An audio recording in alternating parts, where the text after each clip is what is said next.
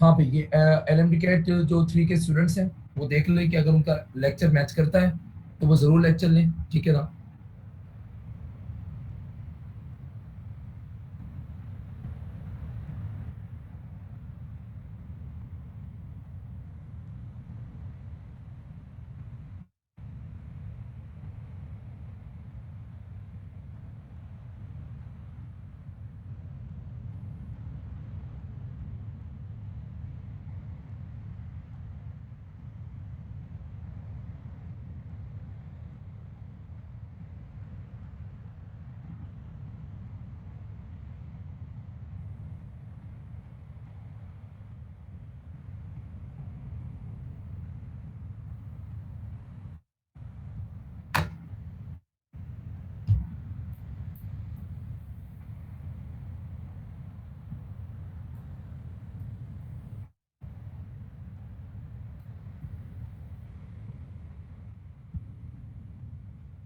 यदि हम स्टार्ट कर रहे हैं, प्लीज़ आप यहाँ पे देखें सारे के सारे।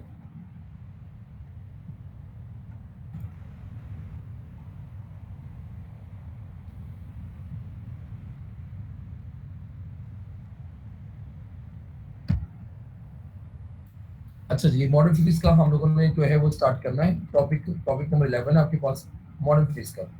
और इसमें चैप्टर नंबर जो हम लोग एफएससी की बुक से तैयार करेंगे, कंसिडर करेंगे, वो 19 और 20 होगा। 20 का मैं आपको पढ़ा चुका हूँ। 20 का जो टॉपिक था मैं आपको पढ़ा चुका हूँ।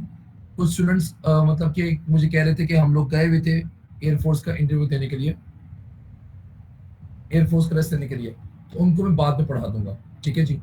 यानी कि इन्हीं दिनों के अंदर अंदर वो मुझसे कॉन्टेक्ट क्लास भी कर लेंगे जिनका टॉपिक रह गया था एटॉमिक स्पेक्ट्रा का।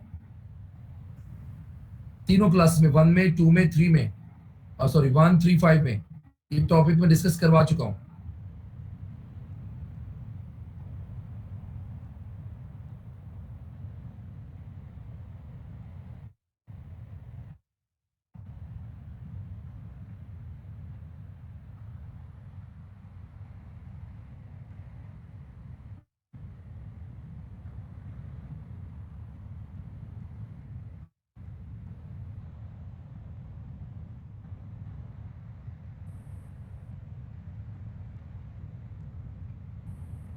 ठीक है जी, अब हम लोग जो स्टार्ट कर रहे हैं वो 19 चैप्टर का हमारे पास टॉपिक है।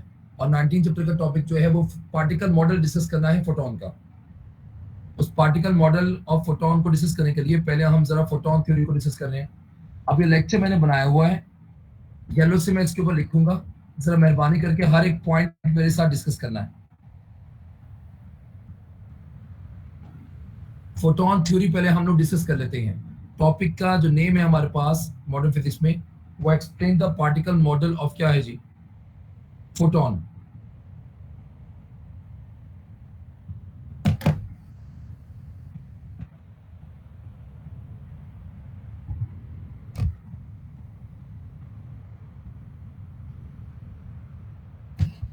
Explain the particle model of photon, पहली चीज जो मैंने ऊपर लिखी है बिल्कुल टॉप पे, वो लिखा हुआ है कि जी एटॉमिक साइज पार्टिकल होता है। एटॉमिक साइज पार्टिकल है और इसे एलिमेंट्री भी कहते हैं।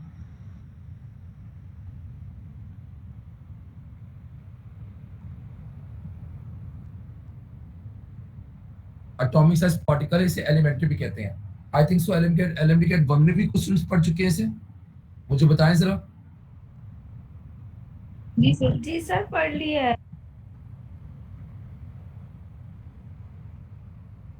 एलएमडी के वन के स्टूडेंट्स पढ़ चुके हैं ये।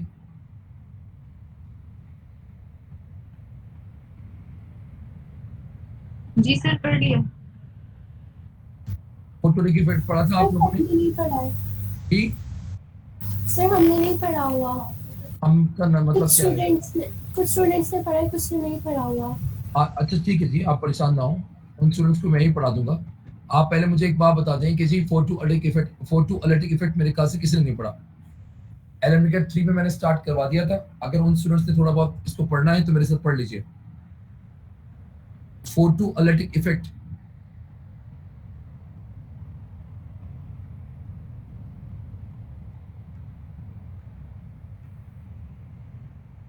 मैं आपको स्टार्ट करवा रहा हूँ कि सबको, ताकि जी एक ही मतलब कि जो लोग हैं इस वक्त मीटिंग के अंदर उनको भी फायदा हो जाए।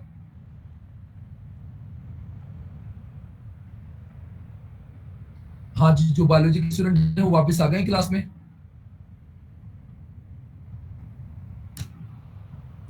जी सर।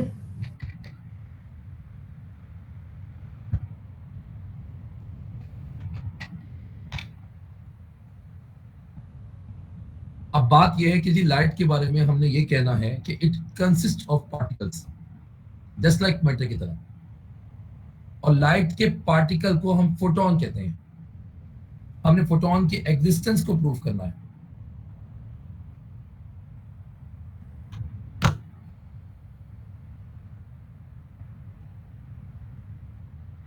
लाइव बार से आप इतनी लेट क्यों आ रही हो? क्या मसाइल थे आपके?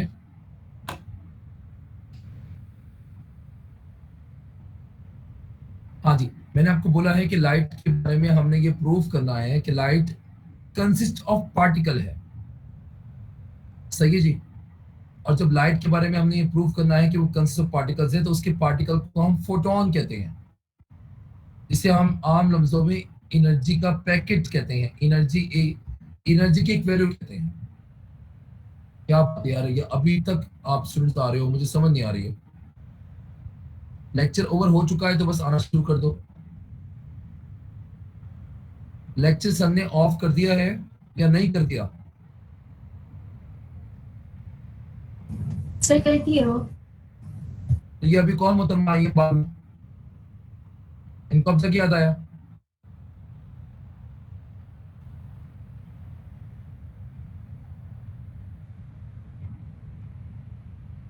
हमने फोटोन की एग्जिस्टेंस को प्रूव करना है। फोटोन क्या है? एक एनर्जी की वैल्यू। अच्छा, अब गौर से मेरी बात सुनिएगा। मैं पहले अपनी बात में एक बात कन्वे कर चुका हूं कि फोटोन क्या है? एक एनर्जी की वैल्यू। अब अगर मैंने कहीं पे रेड कलर की लाइट देखी है, हम रेड कलर की लाइट के बारे में बात करें, तो रेड कलर की लाइट भी एक फोटोन से मिलकर बनी होगी, पर उसके फोटोन की नेचर या एनर्जी की वैल्यू दूसरे कलर्स के फोटोन से अलग होगी।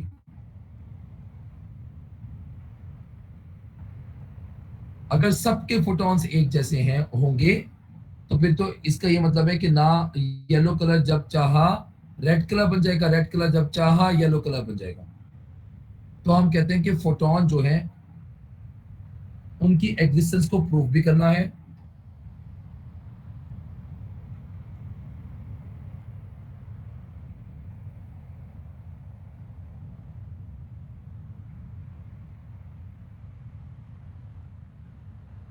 ये रोल नंबर 333 नगीन अल्लाह यार। हाँ जी, क्यों लेट आ रही हो आप? लेट क्यों आ रही हो आप?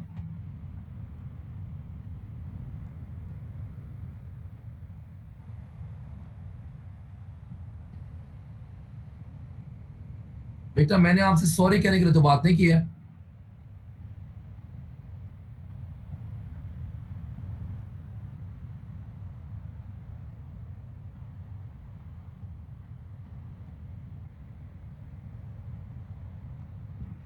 इसके जरा नाम नोट करो, उसी तसल्ली में करवाऊंगा।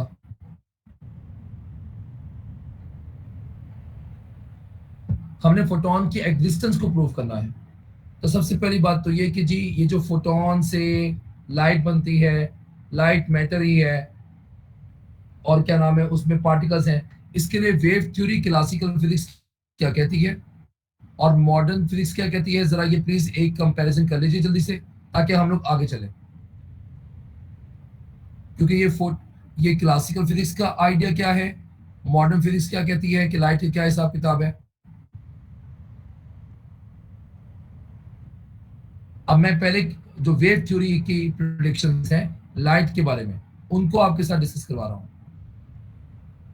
अब वेव थ्योरी की प्रोडक्शन जनाब ये है कि लाइट की जो इंटेंसिटी है, लाइट की जो इंटेंसिटी है जिसे आप एम्पलीट्यूड भी कहते हो, वेव थ्योरी ये कहती है कि वो लाइट की एनर्जी को कंट्रोल करती है। इसका ये मतलब है कि आप रेड कलर की इंटेंसिटी को बढ़ा दो तो आप उसकी एनर्जी को कंट्रोल करके उसे येलो कलर में ले जा सकते हो। ऐसी कहानी होती है तो ठीक है, हम एक्सपेरिमेंट प्रूफ कर लेते हैं। सही है। और इसे मैंने प्रपोर्शनल टू कार्निक एनर्जी भी क्या रखा है।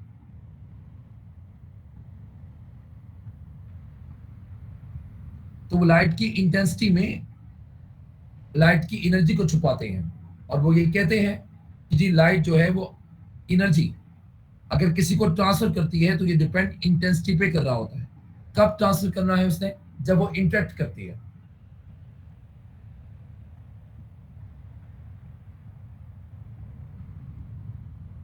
जब वो इंटरेक्ट करती है। तो अब हमने एक्चुअली पढ़ना क्या है, हमने जी लाइट की एनर्जी को कैलकुलेट करना है। बस सिंपल सी एक बात है, जल्दी से मेरे साथ देखिएगा। उसके बाद जो है मैं आपको, अब ये हमारे पास एक मेटल है,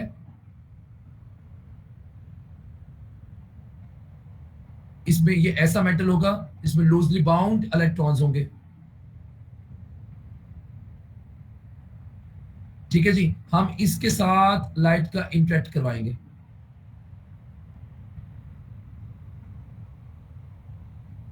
ठीक है जी, अब जो लाइट इंटरेक्ट कर रही है तो हम ये पहले से ही कह रहे हैं कि लाइट कंसिस्ट ऑफ पार्टिकल्स है, और जब इस इलेक्ट्रॉन के साथ इंटरेक्ट करती है तो वो पार्टिकल इंटरेक्ट करता है। और वो पार्टिकल तीन तरह से इंटरेक्ट करता है, या तो कंप्लीटली एब्जॉर्ब होता है, या स्कैटर्ड हो जाता है। इस इलेक्ट्रॉन से जब इस लाइट के पार्टिकल का इंटरेक्शन होता है तो या तो ये कंप्लीटली एब्जॉर्ब इलेक्ट्रॉन में हो जाता है, या फिर इलेक्ट्रॉन से स्कैटर्ड करता है। ये कौन सा फिनोमेना करेगा, ये डिपेंड करेगा इसकी एनर्जी के ऊपर। इस टाइम पे हम ये प्रिडिक्ट कर रहे हैं कि ये कंप्लीटली एब्जॉर्ब हो जाएगा। इसका मतलब है कि हम जो कह रहे हैं कि वो लाइट की जो एक फिक्स वैल्यू है एनर्जी की, वो इलेक्ट्रॉन के पास चली गई। इलेक्ट्रॉन उसको एब्जॉर्ब करके एनर्जाइज होके बाहर निकल आएगा। अब एनर्जी लाइट की, वो जो फोटोन की एनर्जी है, कि जो फोटोन है वो जो एक एनर्जी वैल्यू है वो हमने इलेक्ट्रॉन को दे दी। हम वो इलेक्ट्रॉन जब बाहर निकलेगा उस एनर्जी वैल्यू को लेकर, तो हम इलेक्ट्रॉन की जो एनर्जी होगी, जो कि in the form of Karnik energy होगी, वो हम कैलकुलेट करेंगे। तो इनडायरेक्टली इलेक्ट्रॉन की कार्निक एनर्जी को देखा जाएगा कि वो लाइट के कौन से वेरिएबल्स के ऊपर बिलोंग करती है, कौन से वेरिएबल से चेंज हो जाती है। तो इनडायरेक्टली लाइट की वो जो एक फिक्स एनर्जी की वैल्यू है वो हम इलेक्ट्रॉन को देकर इलेक्ट्रॉन की एनर्जी को कैलकुलेट करेंगे, जो इनडायरेक्टली फोटोन की एनर्जी जो है वो कैलकुलेट करके देगा।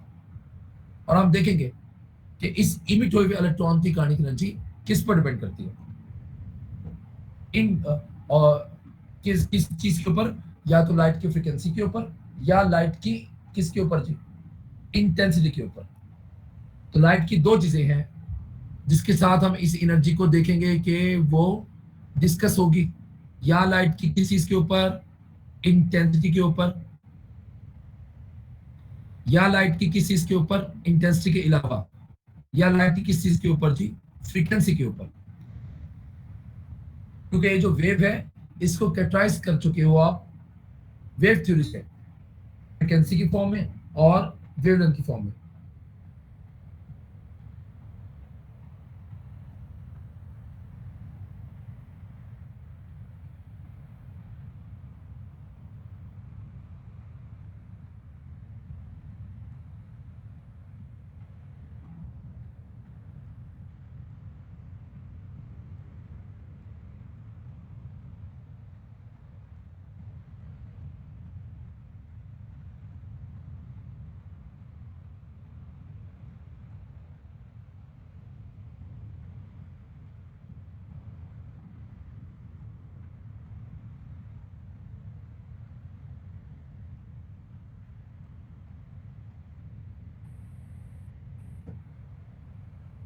चले जी, अब वेव थ्योरी आता है। ये जो इमिशन होती है इलेक्ट्रॉन की मेटल से जो इलेक्ट्रॉन की इमिशन होती है, ये वेव थ्योरी इसके बारे में क्या कहती थी।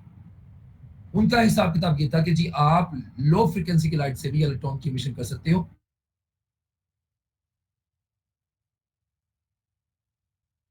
के लिए तो आप वो लो फ्रीक्वेंसी से भी पहुंचा सकते हो।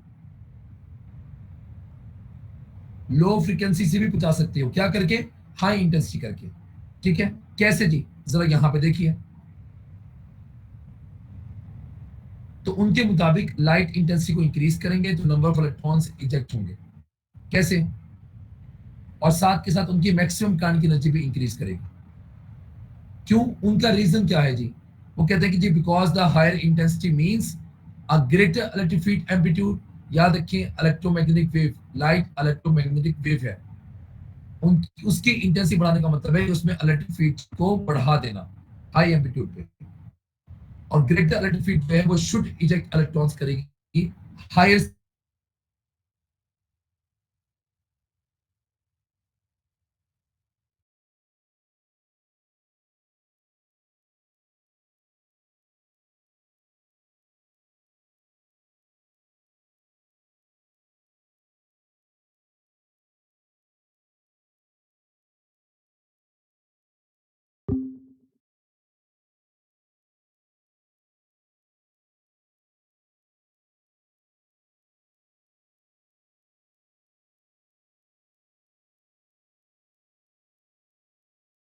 जो चीज काइनेटिक एनर्जी पे असरअंदाज होती है वो इंटेंसिटी है। अगर आप इंटेंसिटी को हाई रखोगे तो एक greater value of kinetic energy का इलेक्ट्रॉन इजेक्ट आउट होगा। तो ये जो असल में इलेक्ट्रॉन्स की हमने इमिशन करनी है।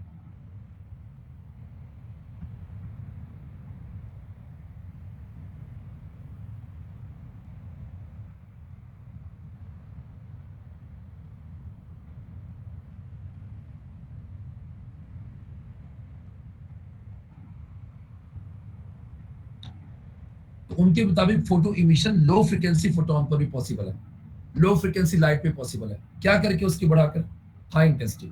तो लो फ्रिक्वेंसी यहां पे मैं इंफ्रारेड कह रहा हूं। अब ये लिखा हुआ है, जरा ध्यान से, अगर कहीं भी कोई का पॉइंट क्लियर नहीं होता तो मुझसे पूछ लेगा वो।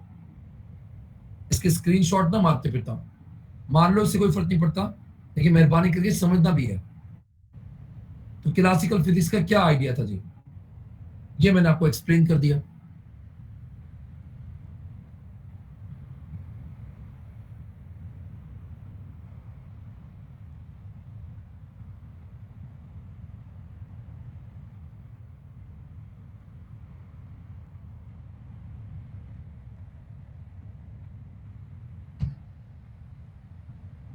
दूसरी तरफ फोटोन थ्योरी के बारे में मॉडर्न फिजिक्स क्या प्रिडिक्ट करती है? वो कहती है कि नहीं जी, लाइट जो है वो कंसिस्ट ऑफ पार्टिकल्स है, जस्ट लाइक मैटर। ये सबसे पहले प्लांक्स ने कहा उसे।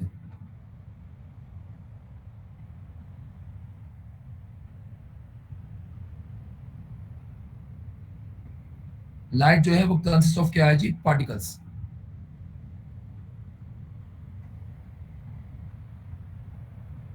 ये प्लांक्स ने सबसे पहले बात की कि छोटी छोटी बुलेट से मिलकर बनी हुई है और वही बुलेट इंटरेक्ट करती है, जस्ट लाइक बॉल कोलिजन की तरह, consist of particles, just like.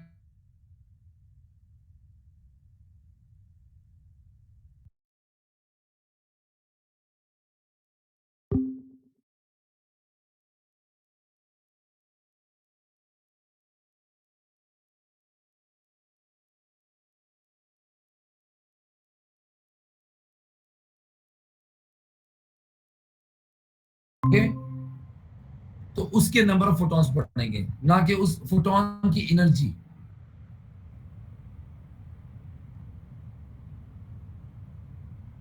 और दूसरी बात क्या थी कि भाई आप एक मिनिमम एनर्जी आपको लाजमी कॉरस्पॉन्डिंग सडन फ्रीक्वेंसी, एक मिनिमम एनर्जी आपको रिक्वायर्ड होगी ब्रेक करने के लिए एटॉमिक बॉन्ड को। और जो काइनेटिक एनर्जी है ये लीनियरली इंक्रीज वेरी करती है फ्रीक्वेंसी के साथ, डायरेक्टली प्रोपोर्शनल होगा। और तीसरा पॉइंट लिखा हुआ है कि जी एक कट ऑफ फ्रीक्वेंसी का भी कॉन्सेप्ट है, जिसको आप थ्रेशोल्ड फ्रीक्वेंसी कहते हो। मतलब अगर आप एक इलेक्ट्रॉन को निकालना चाह रहे हो ऐसी लाइट से जिसमें मौजूद वो बुलेट या फोटोन उतनी एनर्जी रखता ही नहीं कि वो इलेक्ट्रॉन को प्रोवाइड करके उससे एटॉमिक बॉन्ड ब्रेक करवा सके, तो फिर ये इमिशन पॉसिबल ही नहीं होगी। तो हर मेटल में से इलेक्ट्रॉन्स को इमिट करवाने के लिए एक एनर्जी की मखसूस वैल्यू चाहिए होगी। उससे अगर ग्रेटर रखोगे वैल्यू तो इलेक्ट्रॉन इमिट होने के बाद वो सरप्लस एनर्जी काइनेटिक एनर्जी के फॉर्म में शो करेगा। अब मैंने कह दिया कि लाइट से जो एनर्जी इंटरेक्ट कर रही है इलेक्ट्रॉन के साथ, जो कि असल में एक बुलेट की फॉर्म में है, चंक की फॉर्म में है, पार्टिकल की फॉर्म में है, ठीक है जी, वो डिपेंड करती है फ्रीक्वेंसी के ऊपर। तो फ्रीक्वेंसी जो है वो उस फोटोन की एनर्जी को डिसाइड करती है और साथ के साथ काइनेटिक एनर्जी को डिसाइड करती है। उन्होंने बिल्कुल अच्छा जी, उन्होंने एक्सपेरिमेंट क्या कहा था क्लासिकल फिजिक्स ने कि आप फोटो एमिशन कैसे कर सकते हैं, लो फ्रीक्वेंसी रखें, हाई इंटेंसिटी रखें। तो मॉडर्न फिजिक्स के इरा में ये एक्सपेरिमेंट परफॉर्म किया गया, फोटो एमिशन का, फोटो इलेक्ट्रॉनिक एमिशन का। लो फ्रीक्वेंसी रखी गई, हाई इंटेंसिटी रखी गई, कोई फोटो इलेक्ट्रॉनिक एमिशन नहीं हुई। उन्होंने बिल्कुल इसके ऑपोजिट किया, हाई फ्रीक्वेंसी रख दी और लो इंटेंसिटी रख दी। इमिशन किसी टाइम लैगिंग के बगैर इमिट हो गई।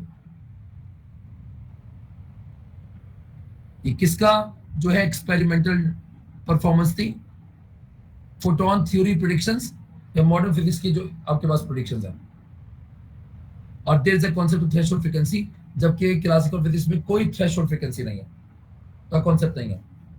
ये मैंने फोटोन की बारे में, जब हम उसको एक एज अ पार्टिकल ट्रीट करते हैं तो वेव थ्योरी पहले लाइट के बारे में क्या प्रेडिक्ट करती है, मॉडर्न फिजिक्स क्या प्रेडिक्ट करती है, ये सारी बातें मैंने आपके सामने रखी हैं। इसमें पॉइंट ट्रेस करें अगर कोई बात पूछती है मुझसे।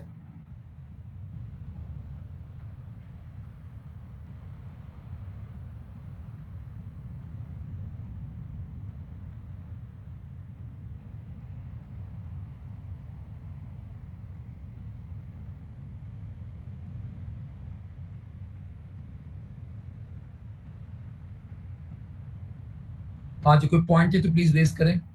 उम्मीद है ना मैडम, पता लग गया है तुम्हें?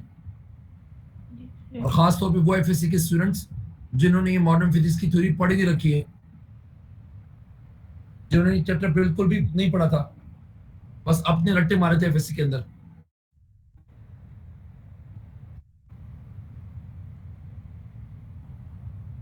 तो ये मैंने आपको एक बात बता दी कि भाई मैं इस टाइम पे फोटोन की एग्जिस्टेंस को प्रूव करने जा रहा हूँ। मैं ये प्रूव करने जा रहा हूँ कि लाइट जो है वो भी मैटर की तरह छोटे छोटे पार्टिकल से मिलकर बनी है और वो पार्टिकल एग्जिस्ट करते हैं।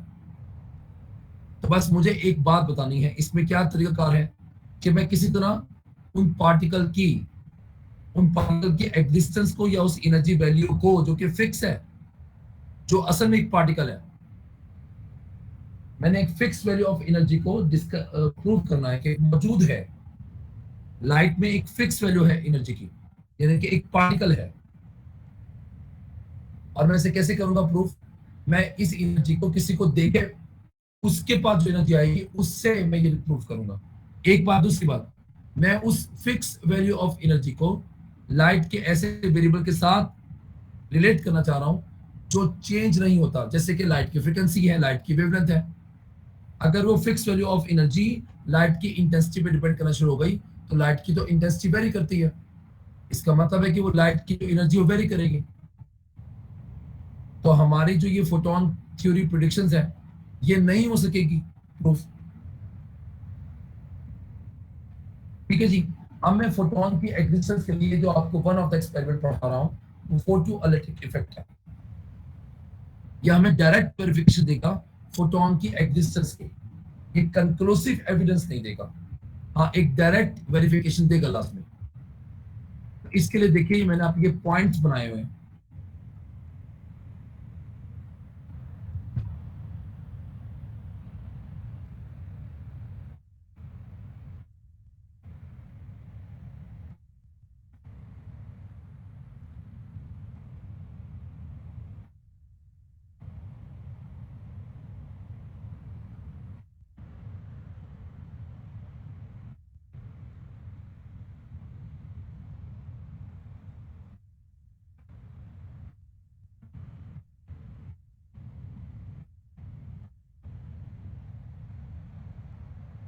हाँ जी, क्या है पहला पॉइंट जी? फर्स्ट पॉइंट ये है कि जी ये हमें क्या प्रोवाइड करता है। अब देखिएगा जरा गौर से प्लीज, ध्यान से।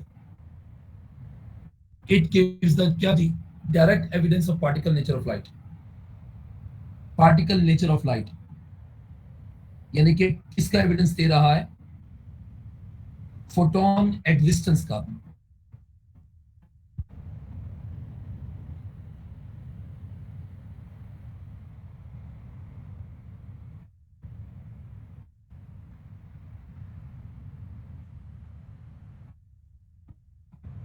ये पहला पॉइंट हो गया।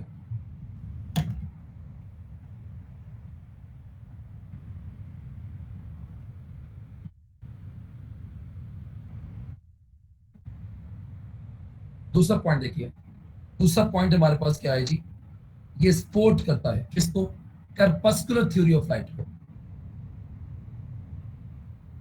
न्यूटन भी ये बात पहले कहीं कह चुका था कि लाइट जो है वो छोटे छोटे पार्टिकल से मिलकर बनी है।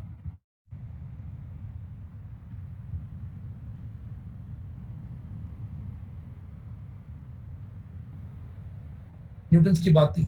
अच्छा, ये जो मैं आपको प्रूफ करके दूंगा, या ये जो मैं इफेक्ट आपको एक्सप्लेन करके दूंगा, इफेक्ट है क्या, अभी डिफाइन करते हैं। ये किसको बेस बनाकर हम लोग प्रूफ करेंगे? Law of conservation of energy को बनाकर। और एक्सप्लेन किसने किया? एल्बर्ट आइंस्टाइन इन 1905 के अंदर। और कौन कौन से एनर्जी है जिसको हम लोग कंसिडर करते हैं? लो एनर्जी फोटॉन्स है और एक्स रेज है, जो ये फोटोइलेक्ट्रिक इफेक्ट कॉज कर सकते हैं।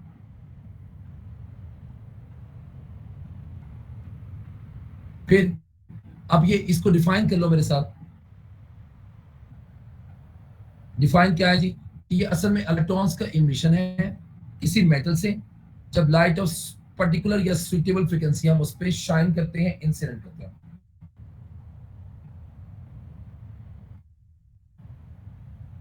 It is the emission of photons by a metal when light of particular frequency incident on it.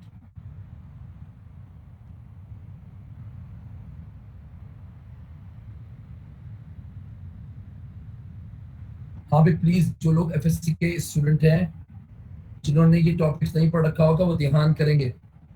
यहाँ पे मैं सिर्फ आपको स्क्रीन दिखाने के लिए नहीं लाया, इसमें कुछ चीजें हैं जो आपको याद रखनी है। अब फोटो मतलब लाइट है, इलेक्ट्रिक मतलब चार्ज है। लाइट की मदद से हम एक चार्ज पार्टिकल जो है वो इमिट करवा रहे हैं, क्रिएट करना भी वैसे कह देते हैं।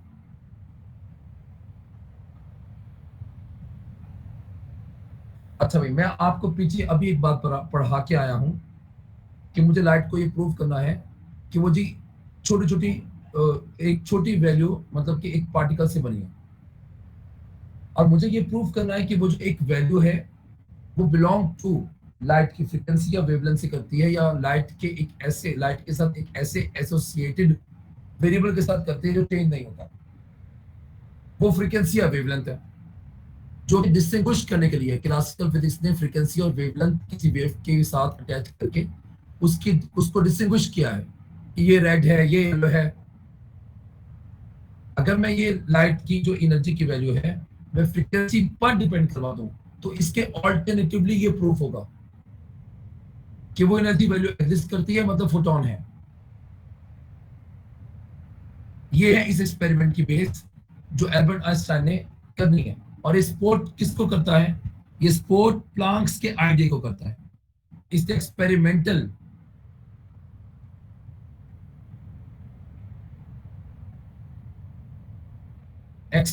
सपोर्ट दी किसके आइडिया को? प्लांक्स के आइडिया को। प्लांक्स ने भी अपनी थ्योरी में मैथमेटिकल सपोर्ट में, ठीक है जी, किसके आइडिया को? प्लांक्स के आइडिया। प्लांक्स पहले ही ये बात कह चुका था, बल्कि वो तो मैथमेटिकली प्रूफ भी कर चुका था कि फोटोन की एग्जिस्टेंस है।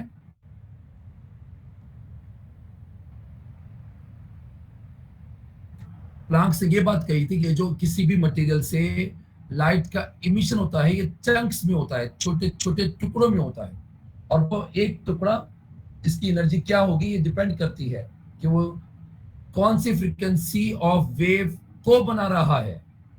तो प्लांक्स ने उस टुकड़े की एनर्जी को फ्रीक्वेंसी पे डिपेंड करवाया, एक मैथमेटिकल बैकग्राउंड से।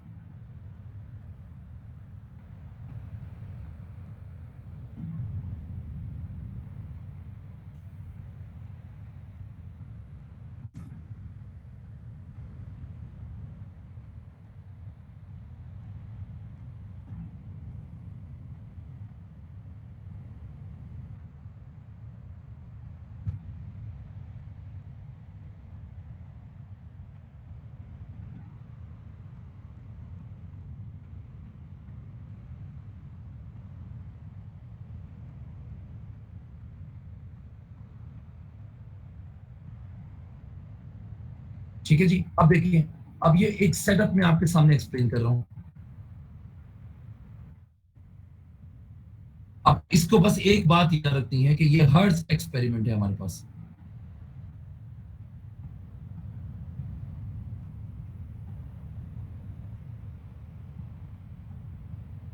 इसमें मेरे पास एक कनकेव टाइप कैथोड है, कनकेव टाइप मेटल है, और इस साथ एनोड लगाया हुआ है। ठीक है जी। अब लाइट जो है एक सुइटेबल फ्रीक्वेंसी की शाइन कर रही है, और इसमें से फिर क्या इमिट होगी हमारे पास? इसमें से हमारे पास इमिट होंगे क्या जी? इलेक्ट्रॉन्स। तो वो इलेक्ट्रॉन जिसके पास उस टुकड़े की एनर्जी है, तो हम इस इलेक्ट्रॉन की एनर्जी को कैलकुलेट करने में कैलकुलेट करेंगे, तो उस टुकड़े की एनर्जी कैलकुलेट हो जाएगी।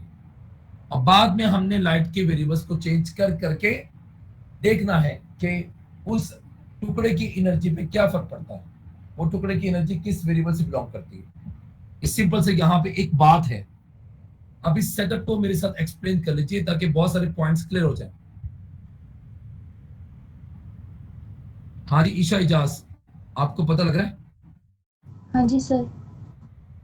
हाँ जी। अब यहाँ पे देखें कि मैंने बैटरी के साथ एक पोटेंशियल डिवाइडर लगाया हुआ है, मतलब कि मैं इस एवैक्यूएटेड ट्यूब को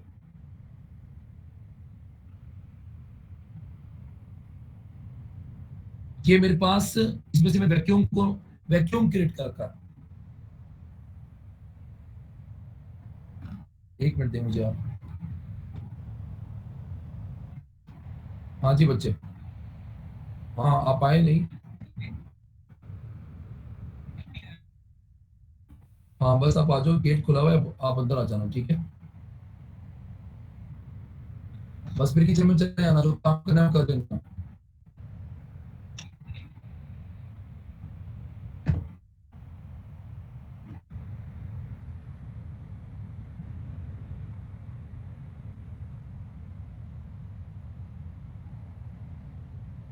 हाँ जी, एवैक्यूएटेड ट्यूब है हमारे पास जी।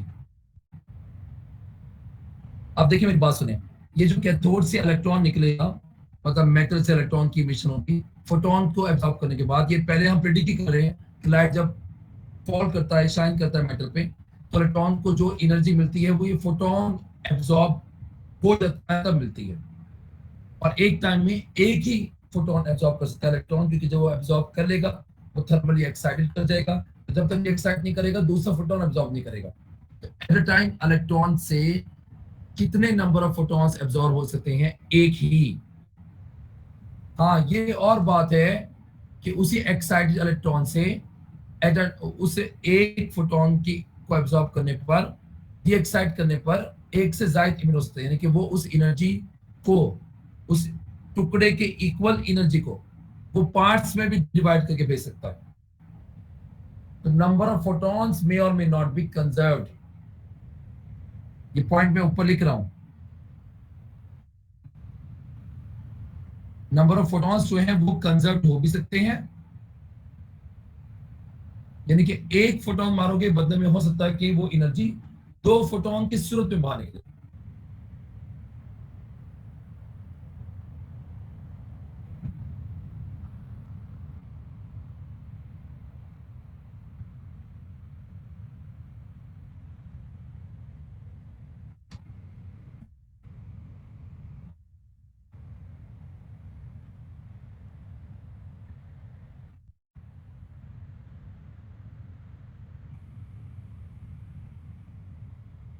नंबर ऑफ फोटॉन्स मे और मे नॉट बी कंजर्व्ड। अब ये इलेक्ट्रॉन जब इमिट होके बाहर निकलेगा, तो इसके आगे हमने एनोड लगाया हुआ है, उसको पॉजिटिव दिया हुआ है। ये बिल्कुल जब करीब आएगा, इसके पास इमिशन होने के बाद काइनेटिक एनर्जी होगी। जैसे ही एनोड के करीब पहुंचेगा कलेक्ट होगा और भागना शुरू होगा सर्किट में। तो इन फोटो इलेक्ट्रॉन से एमीटर जो डिटेक्ट करेगा वो फोटो इलेक्ट्रॉनिक करंट होगा।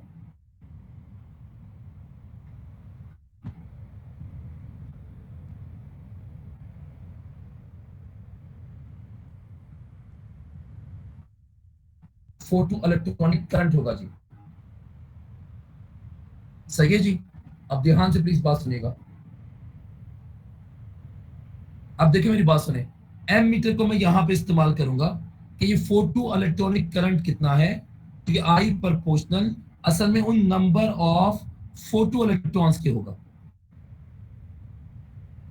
अगर तो एम मीटर की रीडिंग बढ़ेगी तो मुझे ये कहना पड़ेगा कि ज्यादा इलेक्ट्रॉन्स जो हैं वो एनोड पे कलेक्ट हो रहे हैं और सर्कुलेट कर रहे हैं। तो इस एक्सपेरिमेंट में मैं एम मीटर से क्या डिटेक्ट करूंगा, ये बात याद रखनी है। अच्छा जी, अब अगर मैं फॉर एग्जांपल इलेक्ट्रॉन की एनर्जी को कैलकुलेट करना चाहता हूं तो मैं इस एनोड को नेगेटिव इलेक्ट्रोड के साथ कनेक्ट कर दूंगा। तो बजाय इसके कि एनोड इन इलेक्ट्रॉन्स को कलेक्ट करे, ये उनको रिपेल करेगा और एक ऐसा रिपेल करेगा, आहिस्ता आहिस्ता कलेक्ट होना बंद हो जाएंगे। एक ऐसा पोटेंशियल हम अप्लाई कर देंगे जो किसी भी इलेक्ट्रॉन को कलेक्ट नहीं होने देंगे, एम मीटर रीडिंग जीरो कर देगा। तो वो वोल्टेज पोलैरिटी में रिवर्स किया हुआ वोल्टेज जिस एम मीटर की रीडिंग जीरो हो गई, तो वो मुझे इलेक्ट्रॉन की काइनेटिक एनर्जी के बारे में इंफॉर्मेशन देगा। तो यहाँ वॉट मीटर से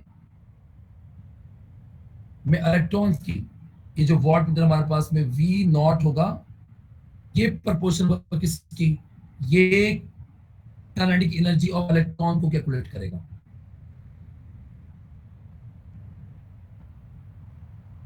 अच्छी तरह देख लेना प्लीज, कोई पॉइंट मिस ना हो जाए। तो इस सेटअप में हम क्या क्या कर रहे हैं, हम ये वॉट मीटर और एमीटर से क्या देख रहे हैं।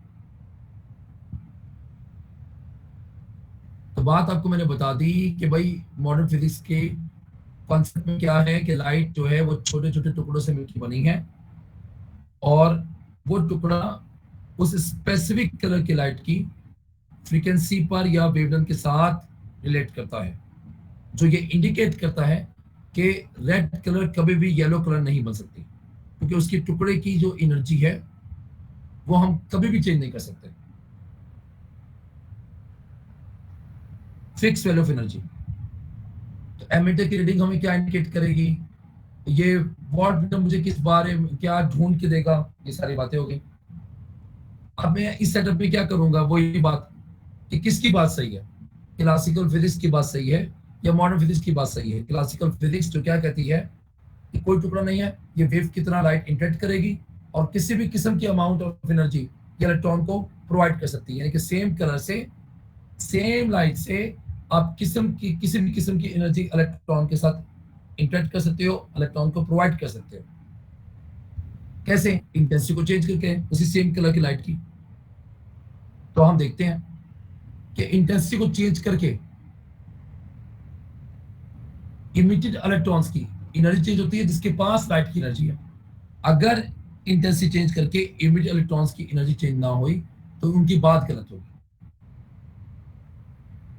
और याद रखें कि स्टॉपिंग वोल्टेज, ये जो आपस वोल्टेज है जो इलेक्ट्रॉन को स्टॉप कर देगा, कोलैप्स होने से रोक देगा, इसको हम देखेंगे ये वेरी कैसे करता है।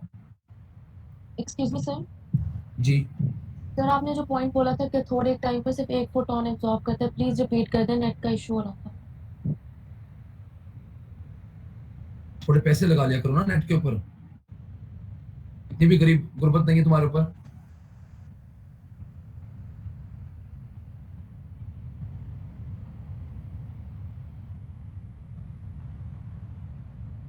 अब मुझे बात बताओ कि वन से सपोज मैंने एक फोटोन ऐसा मारा है, मैंने एक ऐसा फोटोन मारा है जिसने इलेक्ट्रॉन को वन से उठा के थ्री में ले गया।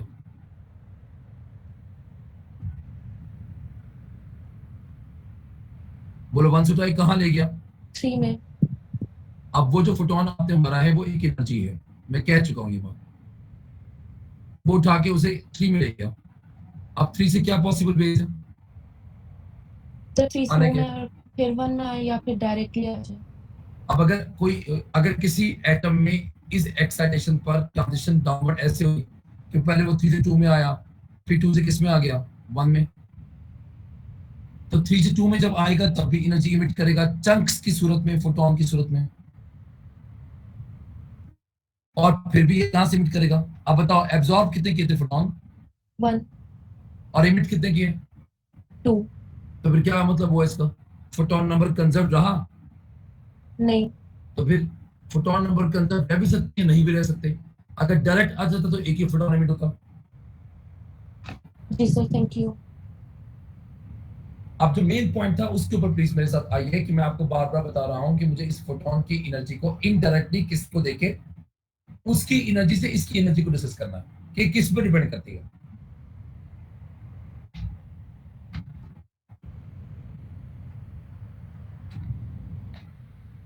इसका लिटरेचर काफी है, इसलिए मैं इसको आराम आराम से पढ़ा रहा हूं, जरा प्लीज ध्यान से देखिएगा।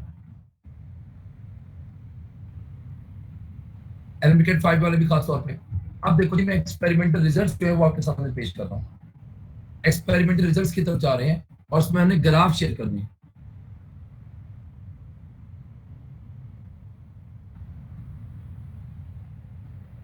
हाँ जी, ये फर्स्ट ग्राफ मैं आपके सामने बना रहा हूँ।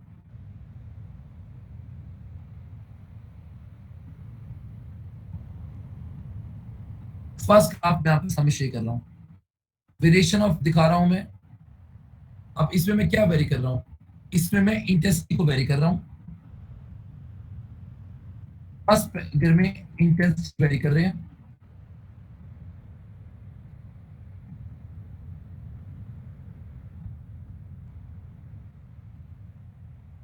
ठीक है, और कलर सेम रखा हुआ है, कलर सेम रखा हुआ है, फ्रीक्वेंसी फिक्स है हमारे पास। और इस ट्यूब में हम देख रहे हैं क्या हिसाब किताब हो रहा है, तो जरा गौर से प्लीज देख लीजिए। मैं आपको ब्लैक स्क्रीन पे बातें बस समझा रहा हूँ, पहले मेरी बात समझो अच्छी तरह से। हाँ जी, हम इस इलेक्ट्रॉन ट्यूब, डिस्चार्ज ट्यूब, इसको भी डिस्चार्ज क्या होना कहते हैं।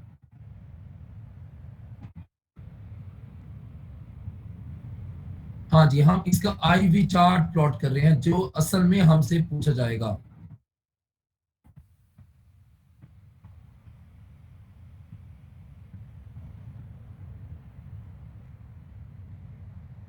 जरा गौर से देखिएगा प्लीज।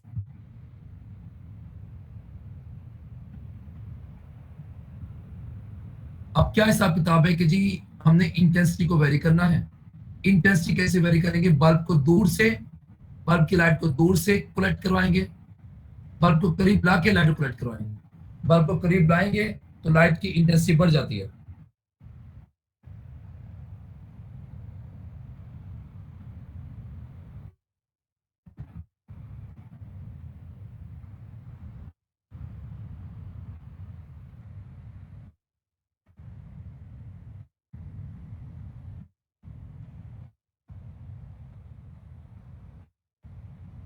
ठीक है जी, अब जरा गौर से प्लीज देखें। लेट से आपने पहले रखा है चार्ज, आपने रखा है पहले 40 वाट का बल्ब जो 40,000 फोटॉन्स प्रोवाइड करता है, और वो 40,000 फोटॉन्स 40,000 इलेक्ट्रॉन के साथ इंटरेक्ट करते हैं। कैसे कैसे, अपर लेयर ऑफ मेटल से और बॉटम लेयर ऑफ मेटल से।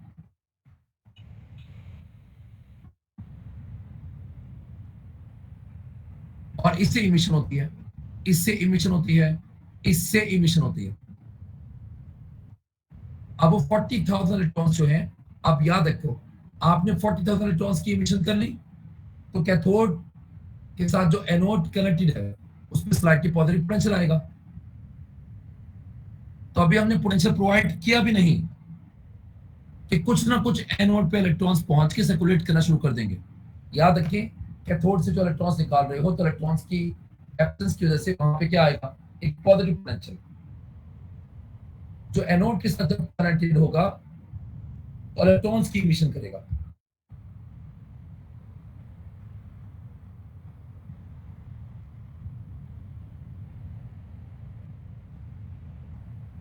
ठीक है जी, तो हम क्या देखेंगे कि अभी हमने पोटेंशियल अप्लाई किया ही नहीं कि एनोड इलेक्ट्रॉन्स को कलेक्ट करें, एनोड को पॉजिटिव बनाया नहीं, फिर भी कुछ ना कुछ करंट मिल जाएगा V0 पर।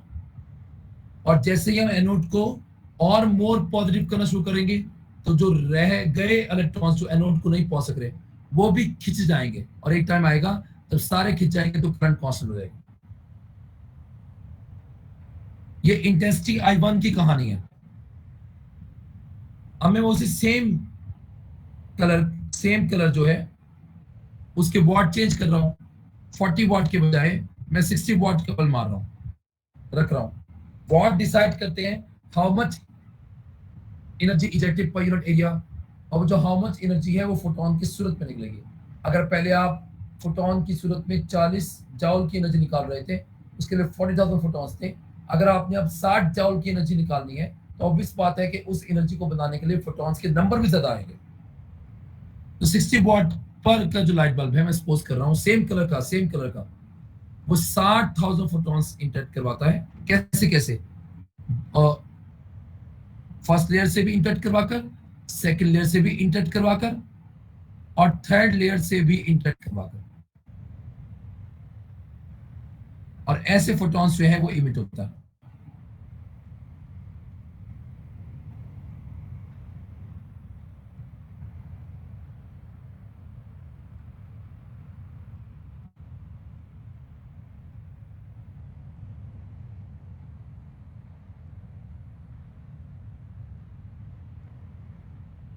अब आप जरा ध्यान से बात सुनिएगा।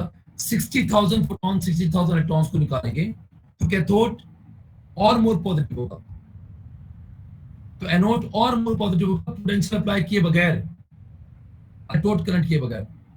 तो फिर इस इंटेंसिटी पे हमें करंट ज्यादा मिलेगा। फिर एनोड को हम मोर पॉजिटिव बना के जो रह जाते हैं, जो नहीं पहुंच सकते खुद से, उनको भी खींच लेगा।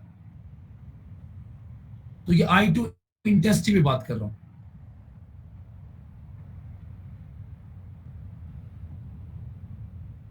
तो ये करंट हमारे पास, ये करंट की वैल्यू करंट की वैल्यू 1 है, ये करंट की वैल्यू 2 है। अच्छा जी, अब जरा गौर से प्लीज बात सुने कि मैं एज्यूम ये कर रहा हूं कि चाहे फर्स्ट लेयर से फोटोन इंटरेक्ट करता हो, चाहे सेकंड लेयर से, चाहे थर्ड लेयर से। अब इस मेटल से इलेक्ट्रॉन को निकलने के लिए सपोज कर लो कि ये 40 जाउल का फोटोन, सपोज कर लो कि ये 20 जाउल का फोटोन है, और मेटल से इलेक्ट्रॉन को निकलने के लिए, इलेक्ट्रॉन को रिमूव करने के लिए, इलेक्ट्रॉन को एस्केप करने के लिए, आयनाइज होने के लिए 15 जाउल की एनर्जी रिक्वायर्ड है। तो 20 जाउल का फोटोन कंप्लीटली अब्सॉर्ब होने के बाद 15 जाउल वो खर्च कर देगा, और बाकी रिमेनिंग जाउल से वो बाहर आ जाएगा। पहले वाला ज्यादा एनर्जी से बाहर आएगा, दूसरे वाला उससे कम एनर्जी का, तीसरे वाला उससे भी कम एनर्जी का, क्योंकि सेकंड लेयर के इलेक्ट्रॉन जब बाहर आ रहा है तो फर्स्ट लेयर के साथ टकरा कर आएगा, तो कुछ ना कुछ पार्ट ऑफ एनर्जी लॉस कर देगा। इसका मतलब है कि जो ये फोटो इलेक्ट्रॉन्स इमिट हो रहे हैं, ये डिफरेंट काइनेटिक एनर्जी के इमिट हो रहे हैं। जबकि क्लासिकल फिजिक्स कुछ और कहती थी, वो कहते थे कि जो इलेक्ट्रॉन्स इमिट होंगे वो जस्ट लाइक वेपर्स की तरह के होंगे, वो एक ही एनर्जी पे होंगे, जबकि ऐसा नहीं है। हाँ जी, अब मैं क्या कर रहा हूं, अब मैं उस एनोड को नेगेटिव पे बना रहा हूं। अब जब आप नेगेटिव पे बनाओगे तो वो तो इलेक्ट्रॉन्स को रोकेगा, तो हमारा फोटो करंट गिरेगा।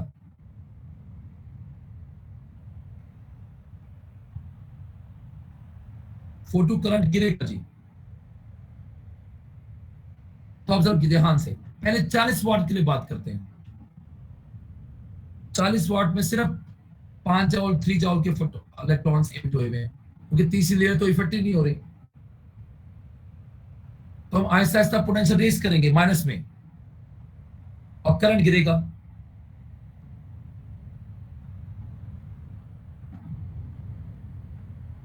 ठीक है जी। तो ये स्टॉपिंग वोल्टेज की, ये वो वोल्टेज है जिस पर करंट जीरो हो गया।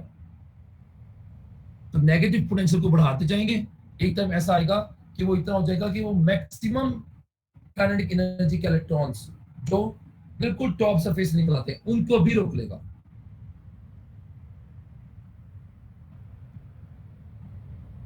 अगर 60 वाट बल्ब की बात करें, उसमें भी वही मैक्सिमम काइनेटिक एनर्जी के इलेक्ट्रॉन्स हैं।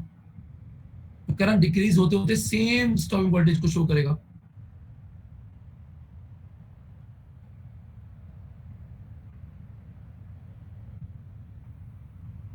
तो हमने क्या देखा, इंटेंसिटी बढ़ाने से जो इलेक्ट्रॉन इमिट हो रहे हैं उनकी काइनेटिक एनर्जी चेंज नहीं हो रही। इसका मतलब है कि पीछे इंटेंसिटी बढ़ा देने से फोटोन की एनर्जी चेंज नहीं होती। तो इंटेंसिटी कुछ और डिफाइन कर रहा है, जिसमें यह पता लगा कि इंटेंसिटी डिफाइन कर रहा है नंबर ऑफ फोटॉन्स को। जी, अब इसमें मुझसे कोई बात पूछो, मैंने आपको ग्राफिकल एनालिसिस से बातें समझानी है।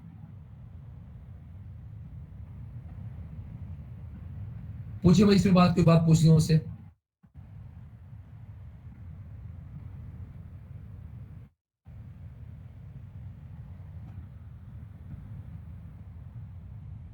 और कल मैं पहले बता रहा हूँ कि बायोलॉजी का लेक्चर जो है उसके बाद, बायोलॉजी का जो एक्स्ट्रा लेक्चर है उसके बाद मेरा एक्स्ट्रा लेक्चर होगा।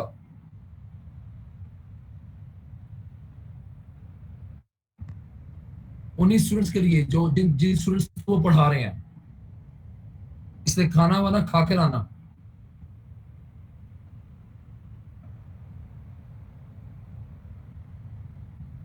हाँ भाई, इसमें कोई बात बताओ मुझे, अगर पूछने वाली है तो।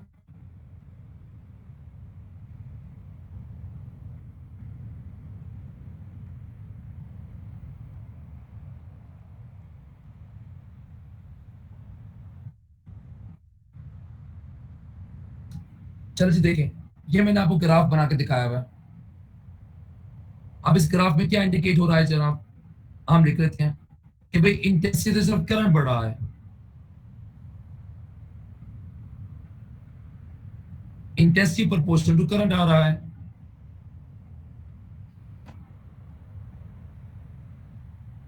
ठीक है जी। इसमें करंट प्रोपोर्शनल टू किसके है, क्योंकि ये फोटो इलेक्ट्रॉनिक करंट है, डिस्चार्ज ट्यूब करंट है। ये तो डिपेंड करना शुरू कर देगा नंबर ऑफ इलेक्ट्रॉन्स के ऊपर, और नंबर ऑफ इलेक्ट्रॉन्स जो है वो किसके साथ प्रोपोर्शनल है, नंबर ऑफ फोटॉन्स के साथ। इसका मतलब ये हो गया कि जो इंटेंसिटी है लाइट की, वो असल में डिफाइन करती है नंबर ऑफ फोटॉन्स को।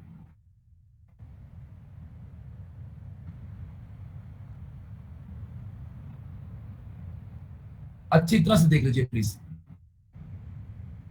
और और इसी में हम इंटेंसिटी और करंट का ग्राफ प्लॉट कर देते हैं।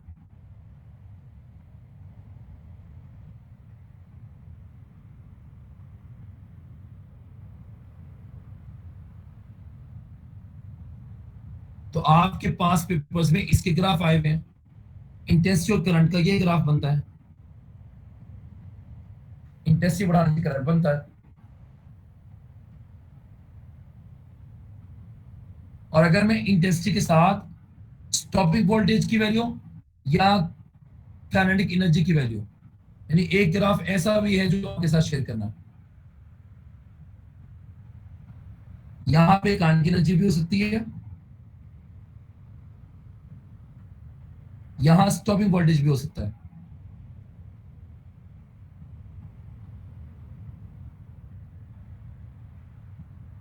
तो ग्राफ कैसा आता है, ग्राफ ऐसा स्ट्रेट लाइन आता है।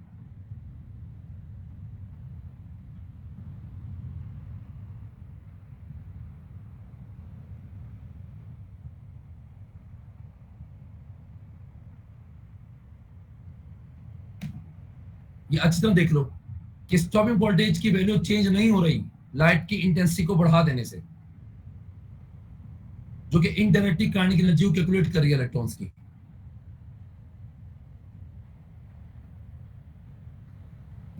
बोले भाई, इसमें कोई बात पूछनी हो। इसमें एमसीक्यूज पास पेपर में अच्छे खासे दिए हुए हैं, यही टॉपिक थोड़ा इंपॉर्टेंट है, इसलिए इसी को हम थोड़ा डिटेल में लेके जाएंगे। बाकी इसके साथ जो रिलेटेड टॉपिक्स हैं, थ्योरीज हैं, कॉम्पटेंस इफेक्ट, पेयर प्रोडक्शन, उसको बहुत रवानी में पढ़ेंगे। चंद बातें पढ़नी है उसके अंदर सिर्फ, क्योंकि वो इतना डिटेल में गिवन नहीं है हमारे सिलेबस में।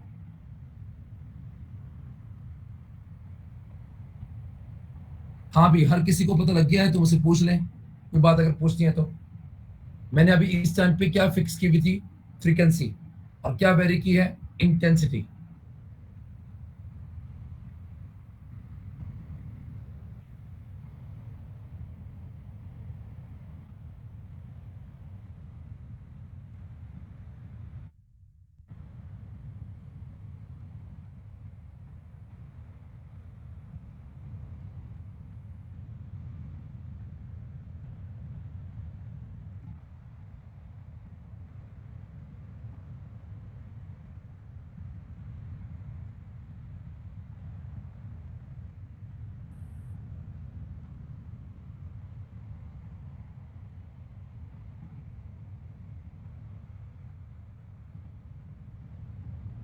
हाँ जी, अब मैं एक और आपके साथ ग्राफ शेयर कर रहा हूं।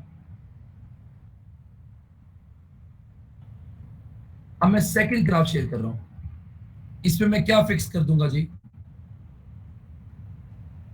अब सेकंड ग्राफ शेयर कर रहा हूं, इसमें हमारे पास इंटेंसिटी फिक्स हो जाएगी और मैं डिफरेंट कलर्स के फोटॉन्स को यूज करूंगा।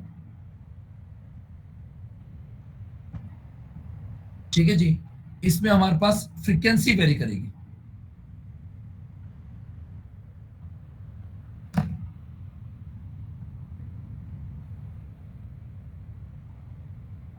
मैंने आपको ग्राफ बना के दिखाती है उसके साथ वाले।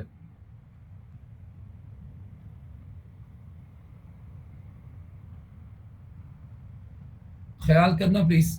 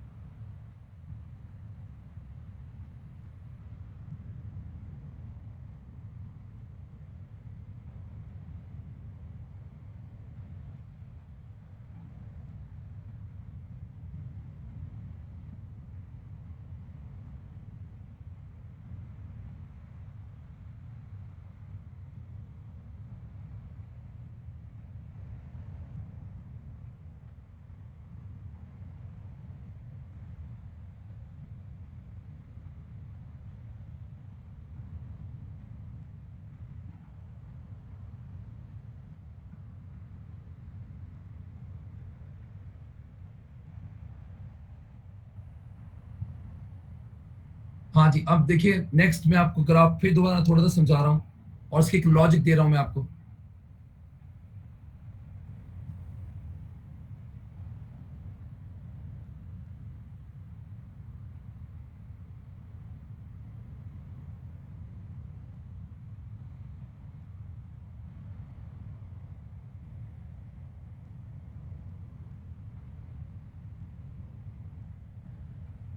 अब यहाँ पे हम लोग जो है फिर दोबारा से वही ग्राफ प्लॉट करेंगे और फिर दोबारा जो है हम लोग इसी तरह एक लॉजिकल बात समझ लेते हैं जो हमने ग्राफ में याद करनी है। देखिए मैं फिर भी इसमें एफएससी की ब्रीफिंग एक शामिल कर रहा हूं क्योंकि इसमें हमारे पास कुछ ऐसे हैं जो लिटरेचर के पॉइंट ऑफ व्यू से आ जाती हैं। अब फिर दोबारा जो है मैं फुटबॉल मार रहा हूं, पहले येलो कलर का कह लो, फिर उससे हाई एनर्जी का कह लो। अब इस टाइम पे मैं कलर चेंज कर रहा हूं, पहले मैंने मारा है जी किसका, सपोज येलो कलर का, उसके बाद जो है सपोज मैं इस तरह से एक और कलर का भी मार सकता हूं, ये ब्लू का है। तो प्लांक्स के आइडिया के मुताबिक जो एनर्जी है वो प्रोपोर्शनल जो किसके होगी, फ्रीक्वेंसी के।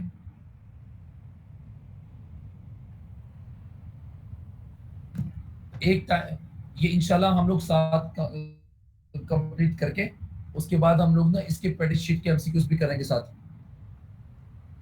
तो 29 तक मैंने इसका बैकअप रखा हुआ है कि मुझे क्लोज करना है इसे।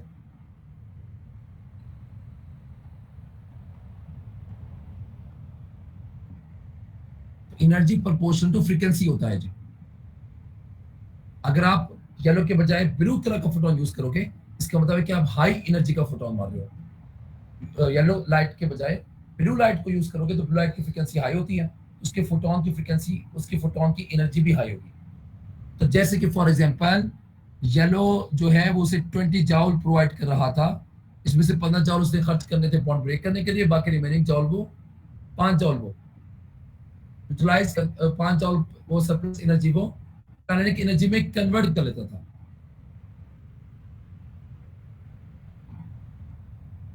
Energy of photons proportional to frequency. और साथ के साथ जो है वो यहाँ पे 40 जाउल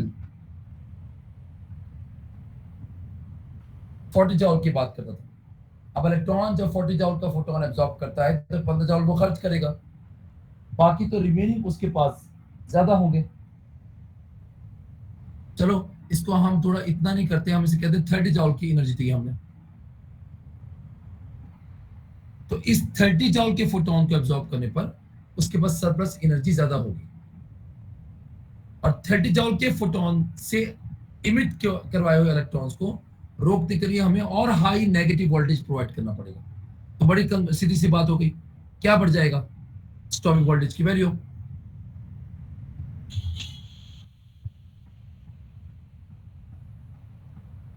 इंटेंसिटी सेम रखना, दोनों ही सेम वॉट के बल्ब है।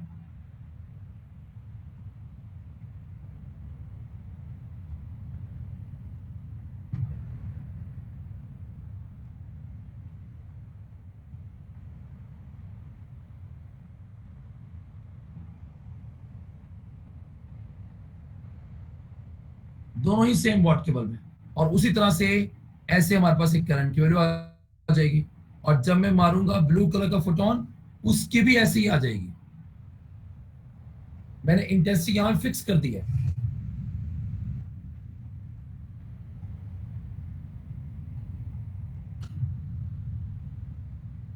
अच्छा, अब ब्लू कलर का जब येलो कलर का फोटोन मारता हूं, उसके लिए मुझे स्टॉपिंग वोल्टेज की कोई ना कोई वैल्यू मिलती है। ये V1 मिलता है मुझे।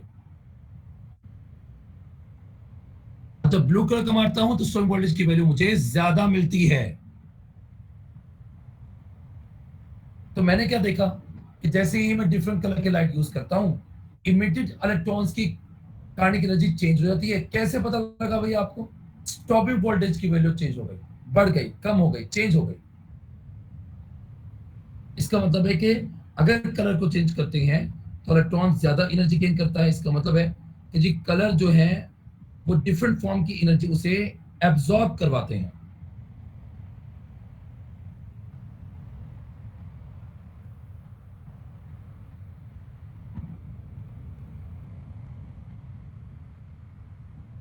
सही है भाई ये बात?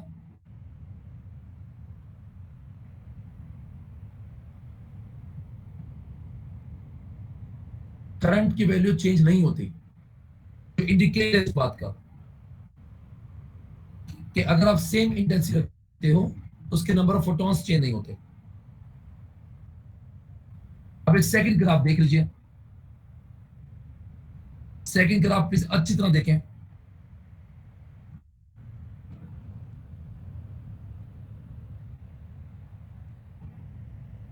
अब सेकंड ग्राफ में मैंने आपको फोटोवोल्टिक करंट का अप्लाइड पोटेंशियल डिफरेंस के साथ डिफरेंट फ्रीक्वेंसी रखी हुई है, और डिफरेंट किस्म के स्टॉपिंग वोल्टेज निकलते हैं। हाँ जी बोलो, इसमें कोई बात क्लियर ना हुई हो ग्राफ में?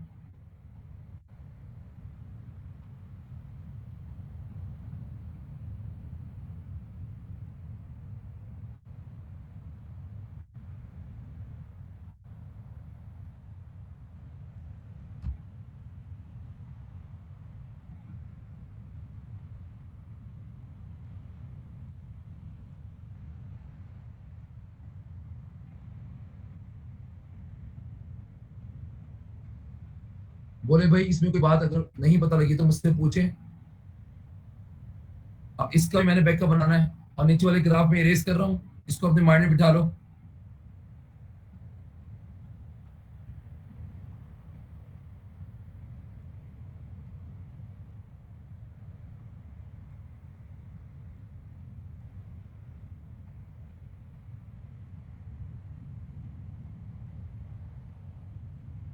अब इसके नीचे मैं एक बैकअप हूँ कि क्या है हिसाब किताब। इसका मतलब है कि जो फ्रीक्वेंसी है, तो ध्यान से देखता है यहाँ पे।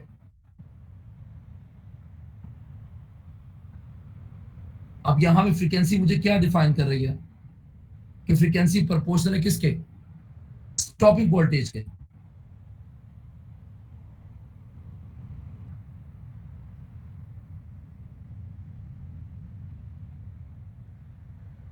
ठीक है जी, स्टॉपिंग वोल्टेज के। और ये जो स्टॉपिंग वोल्टेज है, ये जो स्टॉपिंग वोल्टेज है वी नॉट जिसे कहेंगे, ये प्रोपोर्शनल किसके है? काइनेटिक एनर्जी ऑफ इलेक्ट्रॉन्स के।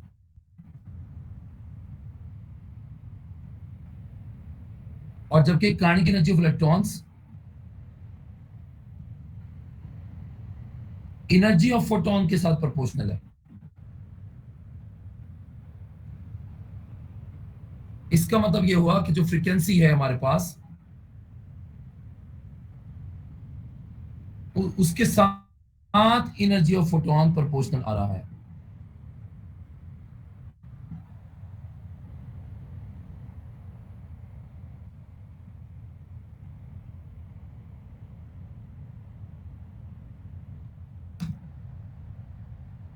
frequency proportional to energy of photon.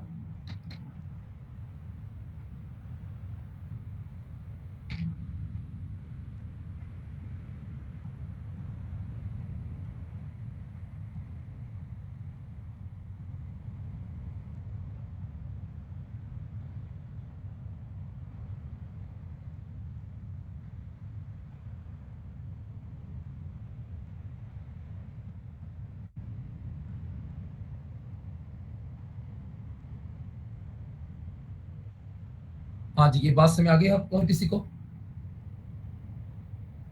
तो मैंने दो ग्राफ बनाए हैं, एक ग्राफ में मैंने इंटेंसिटी को वेरी किया है, फ्रीक्वेंसी को फिक्स रखा है, कलर को फिक्स रखा है। दूसरे ग्राफ में इंटेंसिटी को फिक्स रखा है, फ्रीक्वेंसी को वेरी किया है, कलर्स चेंज किए हैं। अब यही फ्रीक्वेंसी का काइनेटिक एनर्जी ऑफ इलेक्ट्रॉन, ये इसके साथ एक क्या पढ़ना है, ये वो ग्राफ है जो हमने कल अच्छी तरह स्टडी करना है, इससे एमसीक्यू में आएगा। तो कल इंशाल्लाह आपका लेक्चर होगा और इसमें हम ये काफी ज्यादा कवर भी कर लेंगे। अब इसमें अच्छी तरह देख लीजिए, किसी ने कोई बात पूछती है मुझसे।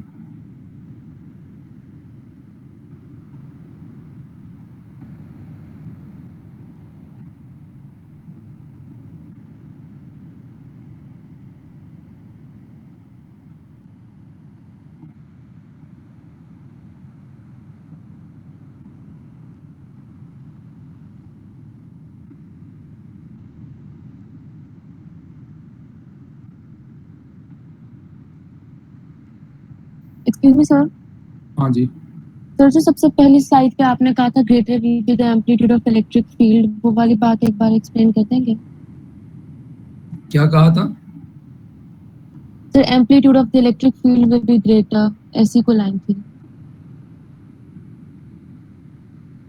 मैंने कहा था कि लाइट अपना रास्ता भूल जाती है, उसको वापस लाने के लिए हम उसे एम्पलीट्यूड प्रोवाइड करते हैं, ये कहा था मैंने। दोबारा बोले, क्या कहा था मैंने?